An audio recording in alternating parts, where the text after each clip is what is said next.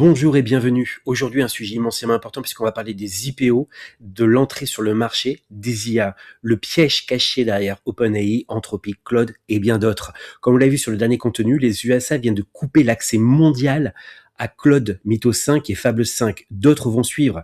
D'ailleurs, Sam Altman, le PDG d'OpenAI ChatGPT, a reconnu une chose énorme. Il a déclaré que si le gouvernement américain décidait de nationaliser OpenAI et d'autres projets IA, il ne saurait prédire ce qui se passerait au niveau boursier. Même le patron d'OpenAI admet que l'IA devient tellement stratégique qu'elle pourrait un jour sortir du simple cadre privé. Pourtant, les géants de l'IA arrivent en bourse avec des valorisations totalement folles. Mais derrière l'euphorie, il y a un risque majeur, c'est que ces entreprises ne vendent pas seulement du logiciel. OpenAI, Anthropic, Claude, ChatGPT, tout le monde parle de ces IPO, de l'intelligence artificielle, avec des valorisations parfois dépassant les 1000 milliards, avec des prétendues croissances explosives, des promesses de révolution économique. Elles contrôlent les infrastructures critiques pour la défense, le renseignement, la cybersécurité et la souveraineté américaine. Et quand une technologie devient stratégique, l'État américain peut reprendre la main. Cela a déjà été fait en 1999 avec le Power Macintosh G4, qui pouvait être vendu normalement aux États-Unis et dans certains pays alliés. Mais son exportation était restreinte vers plus de 50 pays, jugés sensibles pour Washington. C'est exactement ce que montre le bras de fer entre Anthropic aujourd'hui et le Pentagone.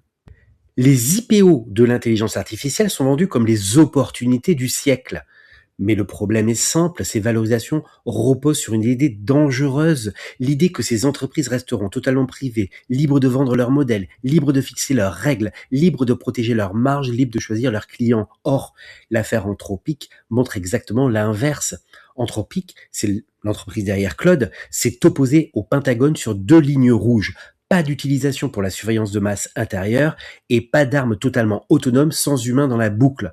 L'entreprise l'a écrit officiellement. Ses réserves portent sur les armes autonomes et la surveillance domestique de masse. En conséquence, le gouvernement américain a considéré Anthropic comme un risque potentiel pour la chaîne d'approvisionnement nationale.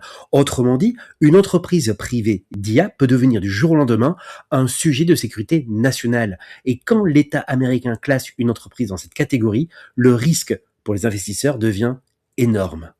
C'est là que les IPO IA sont extrêmement dangereuses en investissement, car un investisseur croit acheter une société technologique.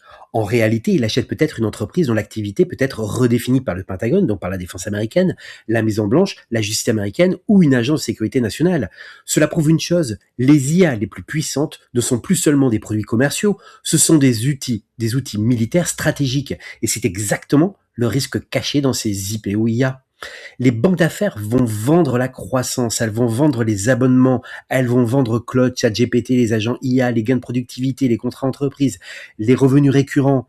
Mais elles ne vont pas mettre en avant le vrai risque. Si l'IA devient trop critique pour la défense américaine, alors l'État américain ne laissera jamais ces entreprises décider seules. Et ils l'ont annoncé, qu'ils le feront. La nationalisation n'a pas besoin d'être officielle, elle peut prendre plusieurs formes, le contrôle des contrats, l'accès imposé au modèle, la restriction à l'export, l'obligation de conformité, la pression sur les dirigeants, la dépendance aux contrats publics ou l'utilisation du droit de la sécurité nationale. Donc le risque n'est pas seulement est-ce que l'entreprise va faire des profits, le vrai risque est est-ce que les actionnaires contrôleront encore réellement l'actif après l'IPO. C'est là que le piège se referme.